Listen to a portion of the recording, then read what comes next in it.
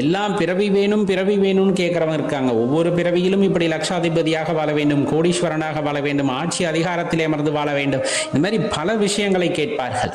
சிவனடியார்கள் மட்டும்தான் பிறவியில்லா நிலையை கொடுத்து, முக்தியை கொடுத்து, உன் பாதத்திலே எனக்கு ஒரு இடத்தை கொடு அப்படின்னு கேட்பாங்க.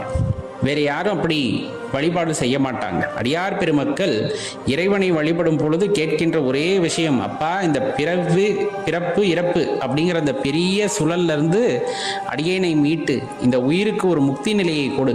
எதுவும் இல்லா நிலை சிவம் அப்படின்னு சொல்லக்கூடியது. அதனுடன் இரண்டரை கலந்த நிலைக்கு சென்று விட வேண்டும். அப்படின்னா இது வாழும் போதே சாத்தியமா அப்படின்ட்டுலாம் பெரிய கேள்விகள் எழுப்பப்படுகின்றன. ஞானியர் பெருமக்கள் உண்டு அப்படின்னு தான் பதில் சொல்றாங்க. வாழும் பொழுதே தன்னிலை மறந்து இந்த மனமானது ஒடுங்கி எதுவும் மற்ற நிலைக்கு போவது, அந்த சிவ நிலைக்கு போவது சாத்தியமே அப்படின்னு சொல்றாங்க.